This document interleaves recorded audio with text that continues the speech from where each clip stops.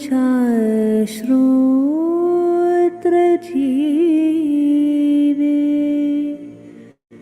न चाघ्राणनेत्रे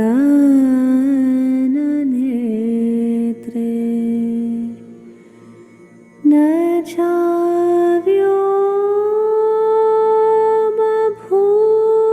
चाव्योमभूमिर्न तेजो न वायो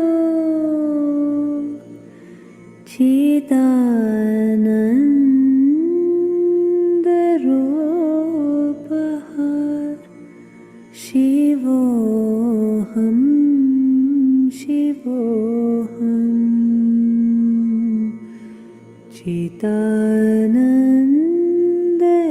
चिदानन्दरूपः शिवोऽहं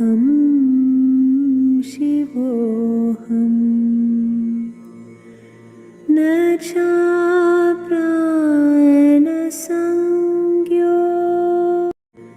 न वै पञ्चवायो न वै सप्तधातुर्न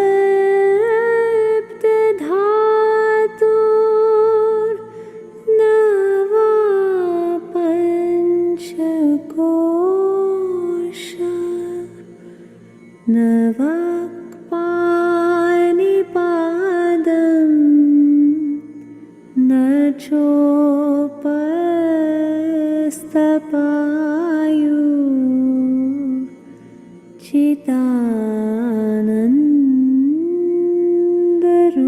चिदानन्दरूपः शिवोऽहं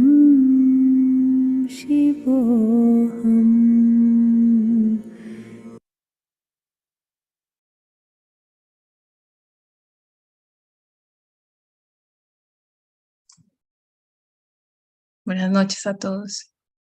Vamos a comenzar nuestra meditación de hoy. Subimos nuestra energía Kundalini, nos damos el panda.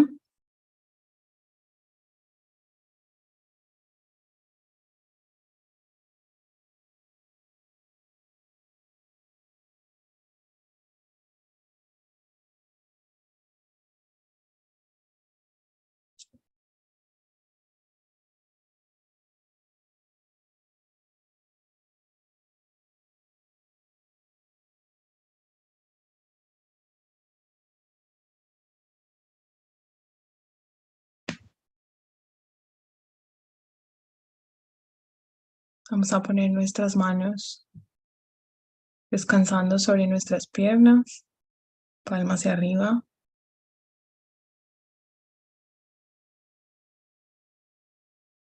Cerramos los ojos.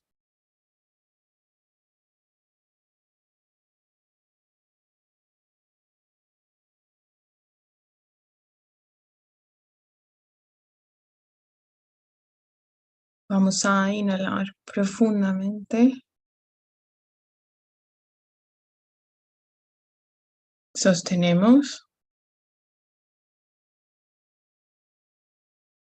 Y luego soltamos lentamente.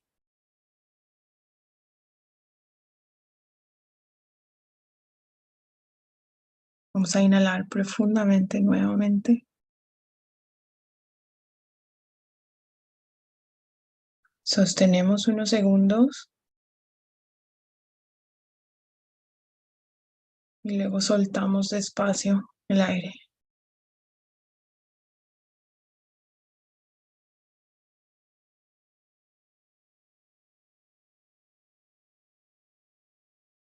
Recordemos que el aire es el elemento que está asociado con nuestro corazón, con nuestro chakra del corazón, por eso lo usamos.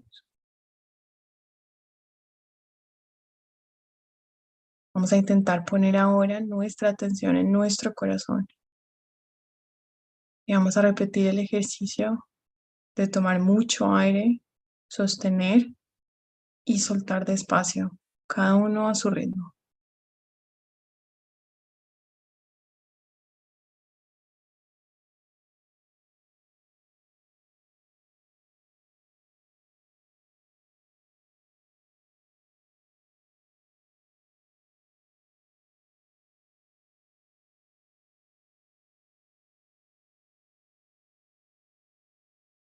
Vamos a llevar nuestra mano derecha a nuestro corazón.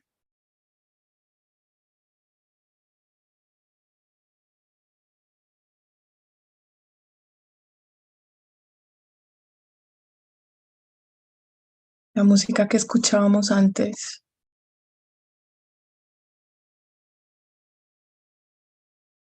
se refiere a lo que verdaderamente somos nosotros.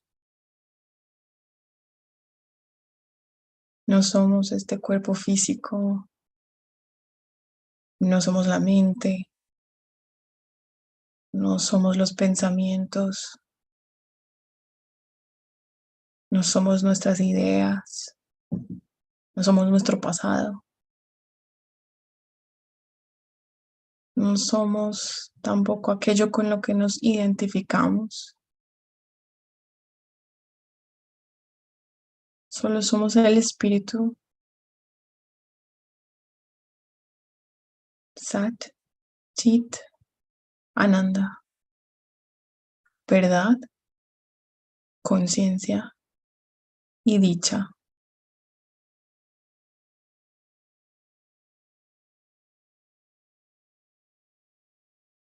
Vamos a decir en nuestro interior: la única verdad sobre mí mismo es que yo soy el espíritu. Yo soy Sat, Chit, Ananda,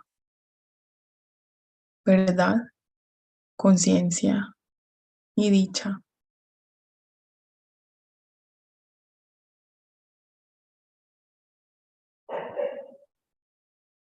Vamos a pedir a nuestra energía Kundalini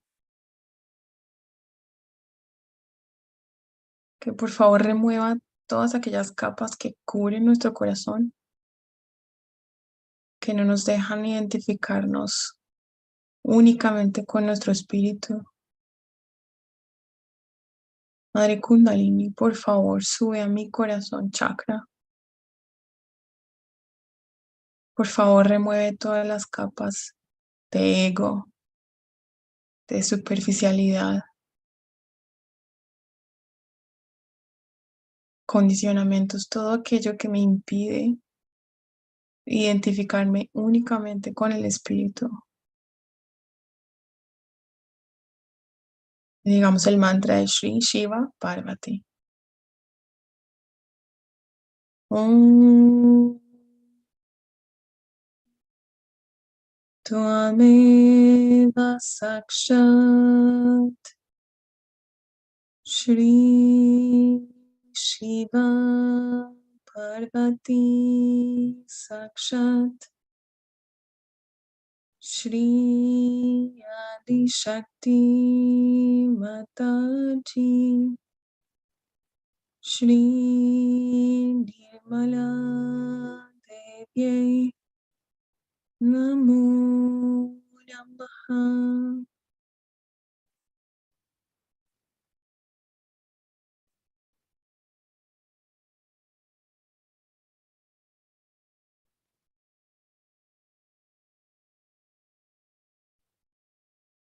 Vamos a sentir cómo se llena nuestro corazón de vibraciones.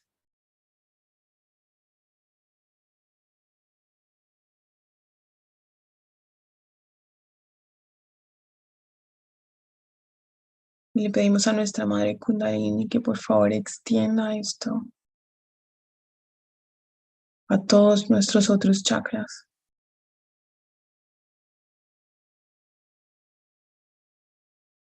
Vamos a bajar la mano derecha, las dos manos sobre las piernas, palmas hacia arriba. Repitamos en nuestro interior: Madre Kundalini, permíteme sentir esta dicha del divino en todo mi ser sutil.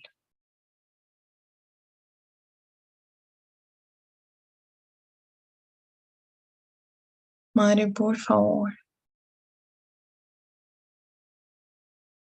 llénanos con toda la energía del divino, todos y cada uno de nuestros chakras.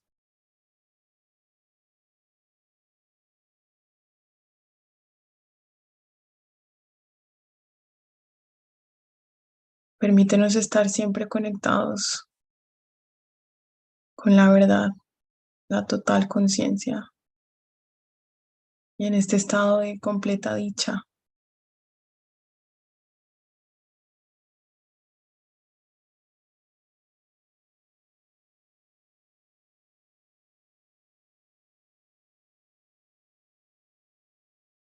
Vamos a llevar nuestra atención a nuestro Agya Chakra en la frente.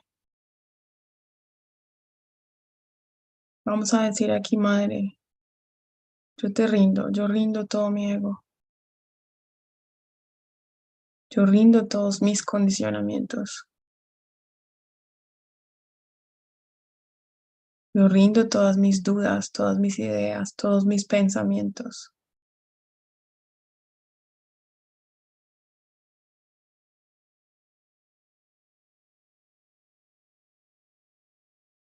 Yo soy únicamente el espíritu.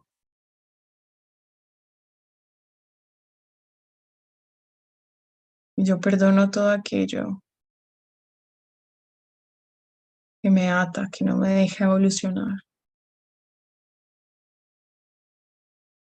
Perdono todo a todo el mundo. Me perdono todo a mí mismo.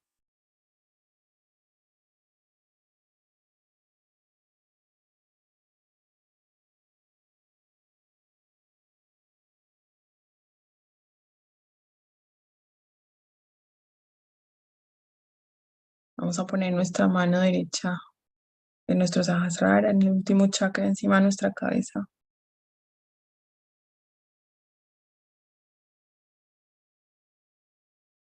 Vamos a decir, vamos a pedirle a nuestra energía Kundalini que por favor ascienda hasta acá. Madre Kundalini, por favor llena todo nuestro sistema sutil, cada chakra, cada canal, de la energía renovadora del divino.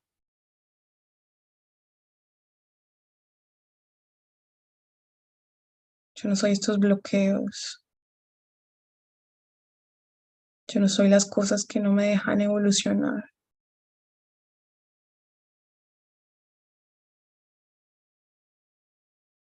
Nosotros somos el puro espíritu.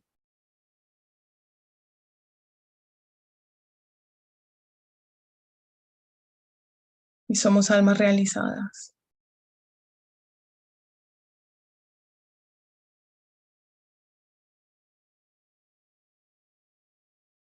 Estamos conectados con el divino por tu gracia.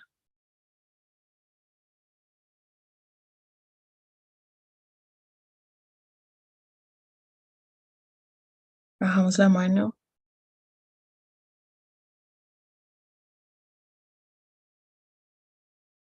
Vamos a, por todo el centro, nuestro canal central, vamos a llevar nuestra mano derecha desde nuestro hueso sacra hasta encima de nuestra cabeza varias veces. Decimos el mantra de Shri Kundalini Mata.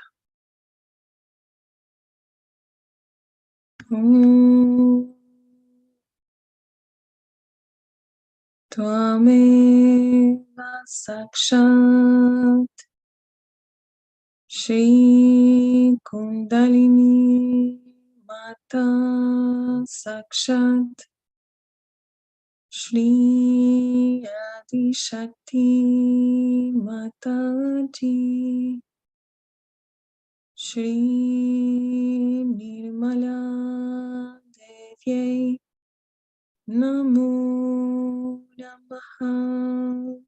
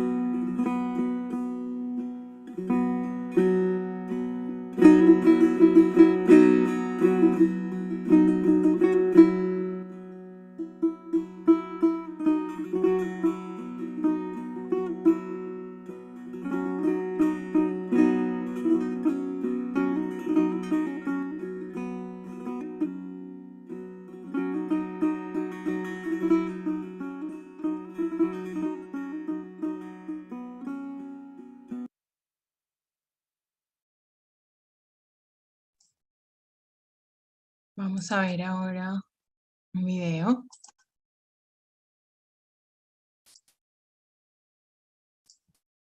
con el tema del Agya Chakra, que es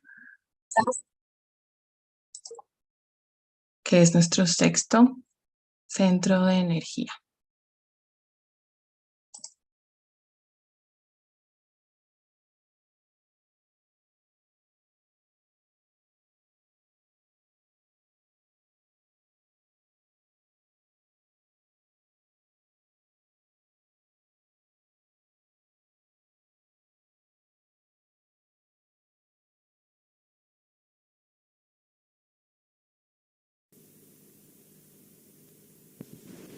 Today we are talking about the sixth chakra called as Agya.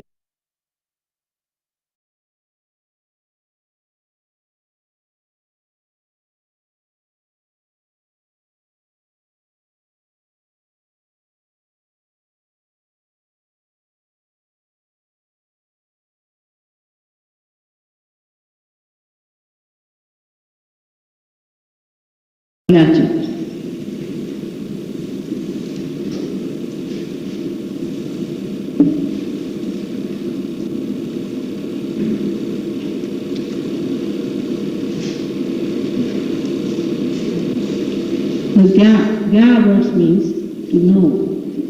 Gya is to know. And A means the whole. Agya chakra also has another meaning. Agya. Agya means obedience or to order. It can mean both the things.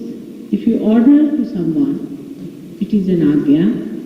And the one who obeys the order is an Agyakari, and the one who does the Agya. This sixth chakra was created in the human beings when he started thinking. Thinking is language expressed. If we do not have a language, we cannot think.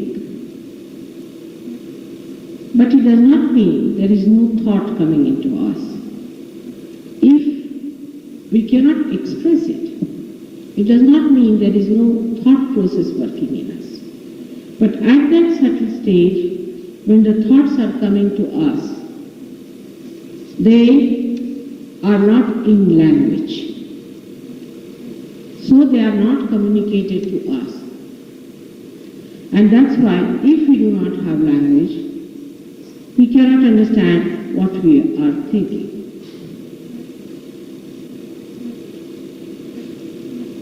That's why you must have seen children cannot communicate to us what they want because they cannot say what they are wanting. They feel the urge in the stomach and they want to ask for, say, water or something, but they can't say it to us. And that's why they cannot think what they have to say about. But afterwards, when you start thinking and putting it into language, that language is stored in our brain, as shown in the picture, on the left-hand side and also on the right-hand side, of that yellow and black. Then it comes back to us later on as thought waves, as if somebody is talking to us. But before the language starts, we can call it the inspiration, or the thought process at the very early stage comes to us in certain forms. And those forms are in light and shade. They are not in language, but in light and shade. And after coming to Sahaja Yoga, if you go deep into your thoughts, you will find they are nothing but lights and shade that are covering our Agya chakra. one after another, a light and shade like a circular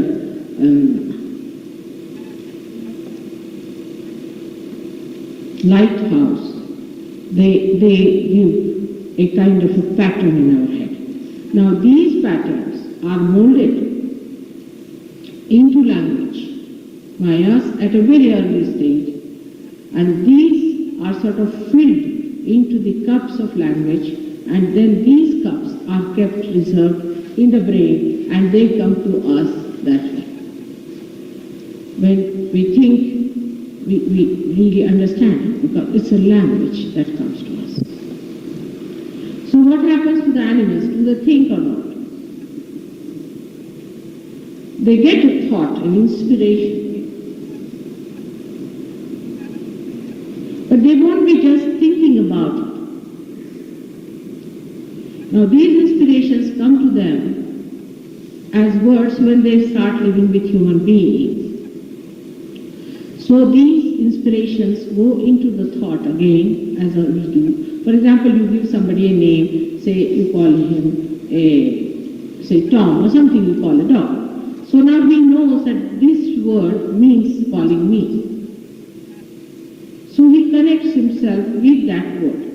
But when he does not have the word, when he is just an animal, he is just there, he doesn't think. That's why they are very spontaneous and we are not. Animals are extremely spontaneous, but because they do not think the way we think. And this has created the greatest problem for human beings, how to get beyond thoughts. It's a little complicated thing, because perhaps I can see that very clearly as you cannot see the light. And then the light forms the language. And then language, according to us, becomes our thoughts. But these thoughts are really conditionings on us, and they are not inspired things. They are not coming from inside, and that's why we are not spontaneous. For example, if I am sitting here, now I cannot keep quiet as a human being. I'll be thinking about something. I'll be thinking, what am I going to say? Then should I say this or not? Or if I say this, will that be all right or not? Will that go into their heads or not? All sorts of thoughts will be coming into my head. Then from one side, I will be questioning myself. From the other side, the answers will be coming. All right, you say this, and if you say like this, they may appreciate you. Go this way, that way, they will understand. Like that. You see, so the sorting out goes on in our brain through our experiences of this lifetime of ours. Whatever have been our experiences in this lifetime, in dealing with people, in getting experiences from others, all these are conditioned into our brain. And the whole thing becomes a thought process, which comes to us through this interaction of thought and action and thought. We just start weighing which action to take, what thought to be put in, how to solve it, and we think we are analyzing ourselves. It's a very superficial thing. Actually, you do not analyze anything whatsoever. You do not. As I told you the other day, you do not do anything. So your thinking is nothing but a bubbling going on.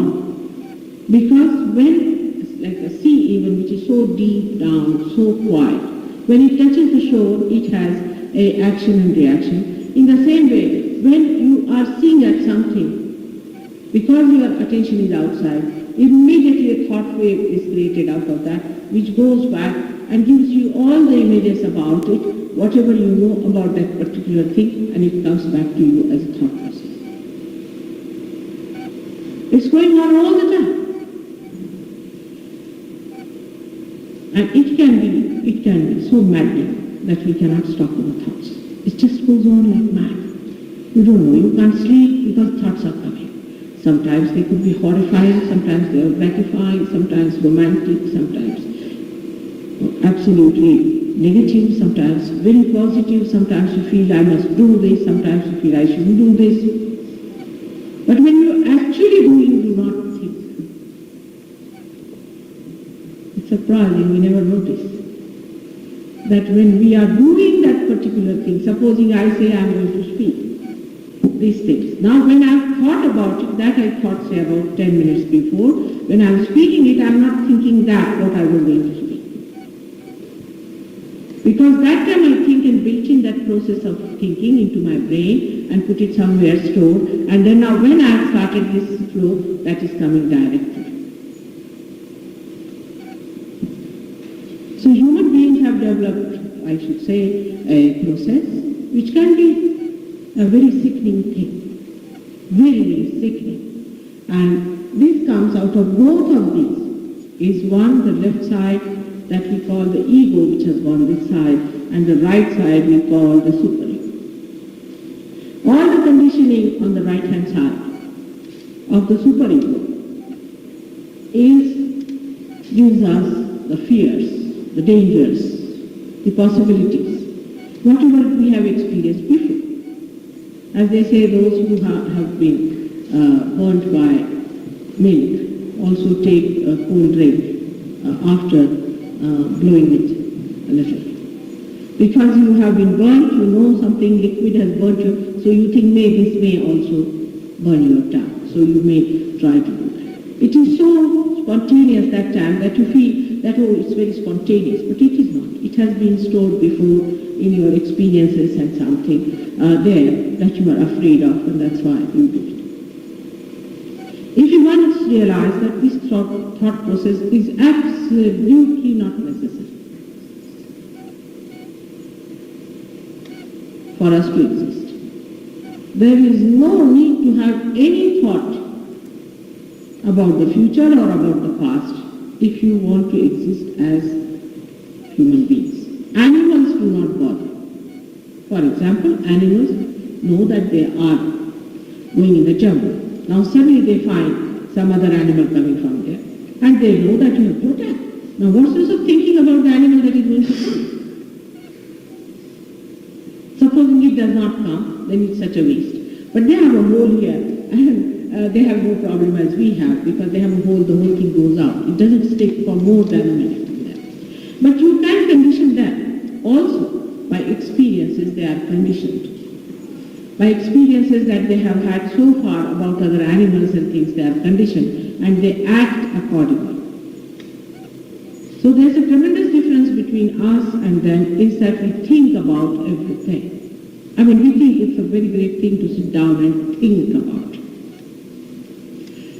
And we think it's very wise to sit down and think about it. Any problem comes in, we think, better sit down and think about it. But now what do we do when a problem arrives? We think about it in relation to whatever we have been doing before and whatever our experience have been. In the same way, they want to think about Sahaja Yoga. Now you cannot think about Sahaja Yoga. First of all, you become thoughtlessly aware in Sahaja Yoga to begin with. You cannot think.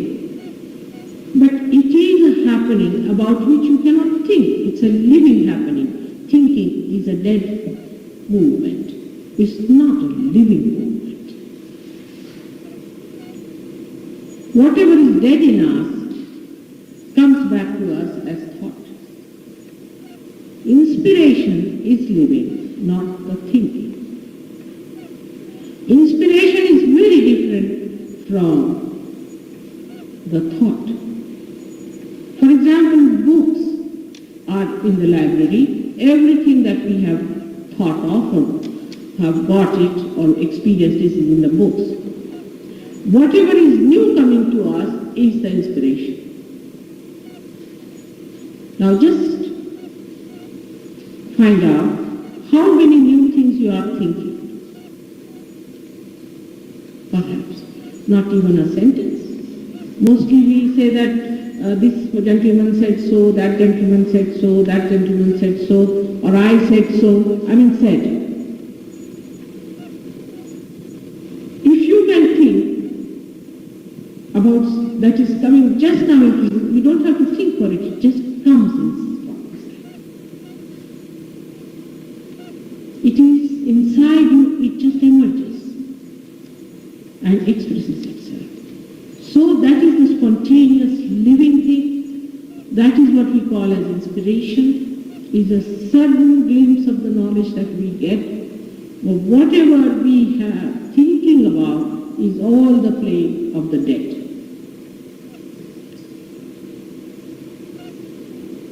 So, this is the center of Christ. He resides in the center of Agya. And he is, in the Devi Purana, if you read, was born long time before, was created much earlier, and how he developed into Mahavishnu. Also, you can read it for yourself because it's a big chapter, and I wish you all could go and read about it and find out how he developed into Mahavishnu. It is very interesting. Because all these things were written in Sanskrit language, we should not say that Mahavishnu was not in the Bible. It was not written at a stretch by one person. So that part is a part of Christ's creation before he came on this earth as Christ. Actually, Christians do not know anything about his becoming, how he became Christ, or what was the need to have Christ or a son to come down. Why not God himself would do the job? And this is the reason why I would request you to read for yourself the incarnation of Mahavishnu, by which you realize why Christ was born. And it is the most important incarnation because he is the principle. He is the principle of creation. Tattva, as they call it in Sanskrit language, he is the Tattva. Ganesha, though resides in the Mooladhara, gradually evolves to be Christ at this stage.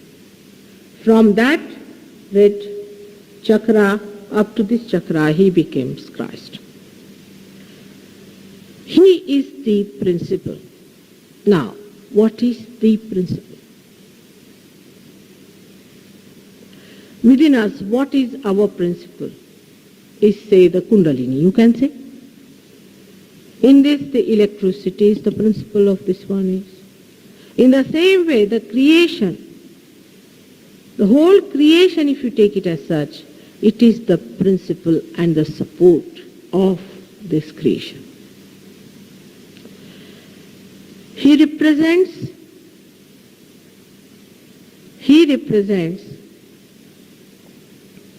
the essence of creation.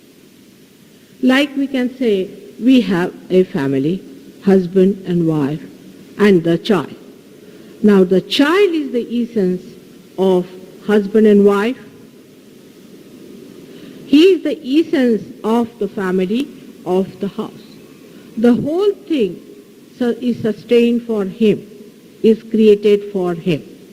Till they did not have the child, there was no meaning to that house, no meaning to their life. But when they had a child, then they had a meaning. In the same way, Christ is the essence, is the Tattva itself. He is the Omkara, as they call it. He is the first sound that was created, Om, when the primordial father and primordial mother separated. They created this sound. And he is that sound which is filled into all-pervading power and looks after and supports. Actually, it is more the support, because looking after is done by the father, you can say, or by the mother, but is the support of all the universe.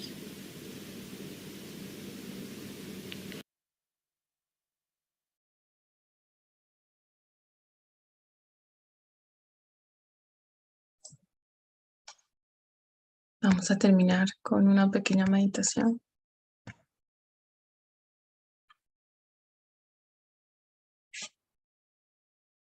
La charla Shrimataji nos explica la importancia, por qué usamos el sonido Om durante la meditación. una representación de Señor Jesucristo. Como decía el Srimataji, tiene todo el poder omnipresente del divino. De modo que vamos a usar el sonido Om.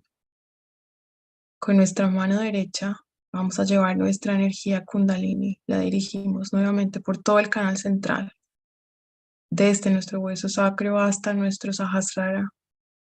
Y vamos a ir diciendo el sonido Om, este sonido primordial que tiene el principio y la esencia de Shri Jesús.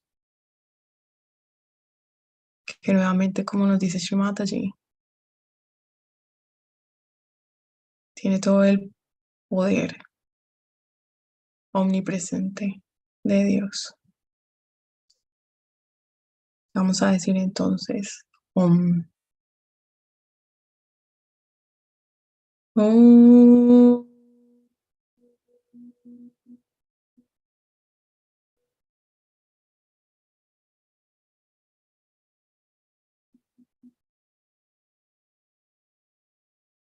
Con nuestra mano derecha vamos llevando nuestra energía Kundalini por el canal central. Om.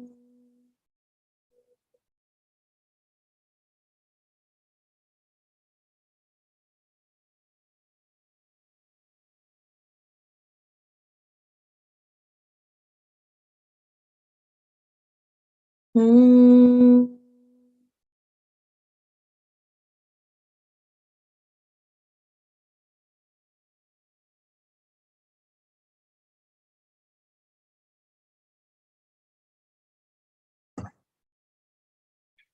Vamos a poner nuestra mano derecha en nuestro Agya Chakra.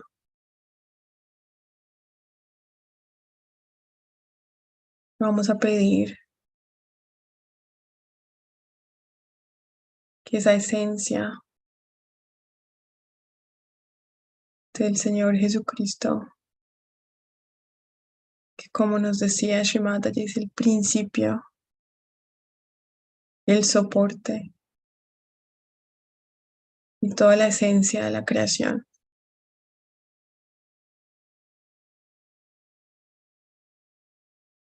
Vamos a pedir que su poder se manifieste, que tome su asiento en nuestro Agya Chakra.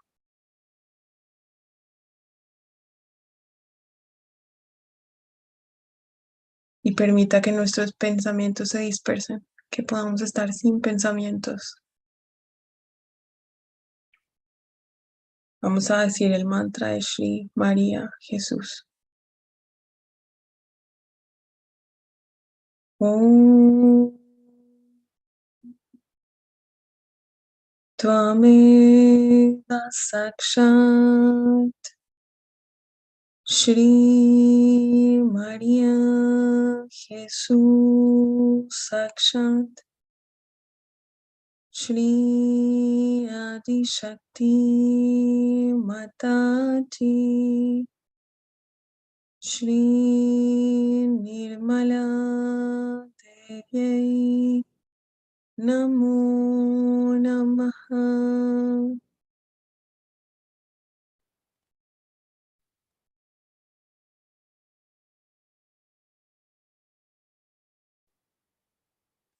Bajamos la mano. Vamos a percibir todo el flujo de energía en todos nuestros chakras, en nuestros canales de energía. Señor Jesús, tú que eres el principio, el soporte, la esencia.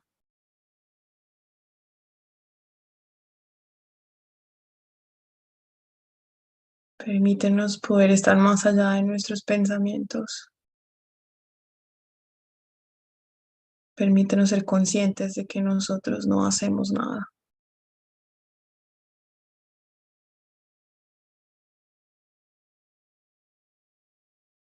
Permítenos estar en conciencia sin pensamientos, verdaderamente.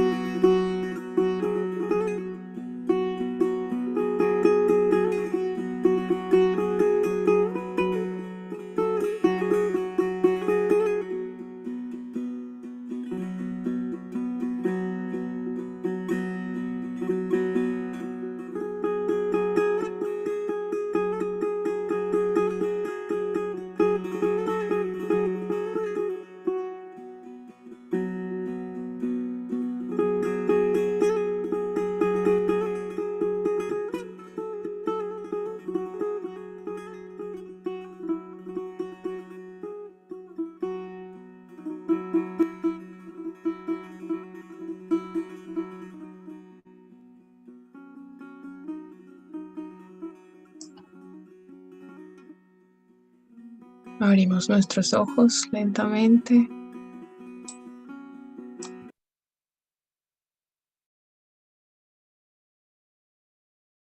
Y vamos a terminar la meditación subiendo nuestra energía Kundalini, dándonos el bandhan, protección.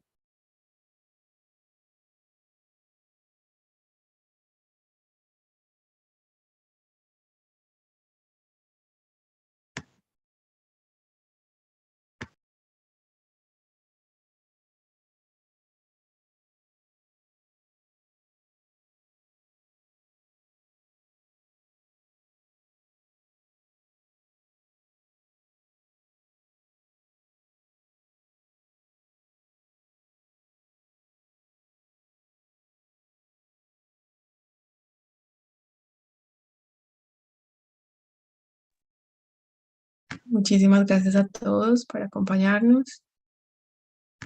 Los esperamos entonces mañana a las 6 de la mañana, hora de Colombia. Y recordemos que el sábado tendremos taller a las 8 de la mañana, hora de Colombia. Muchas gracias a todos y que terminen de pasar un feliz resto de noche y de semana. Jai Shri Mataji.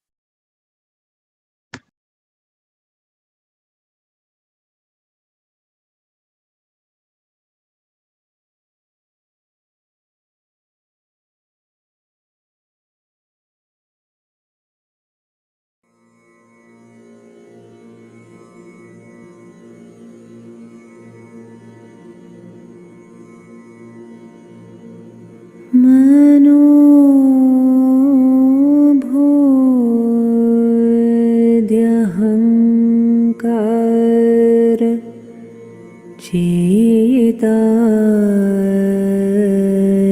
चेतनेनाहं न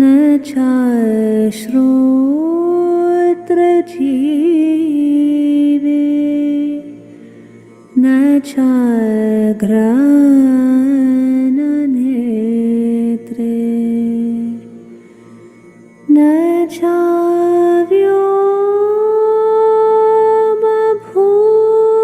चाव्योमभूमिन तेजो न वायो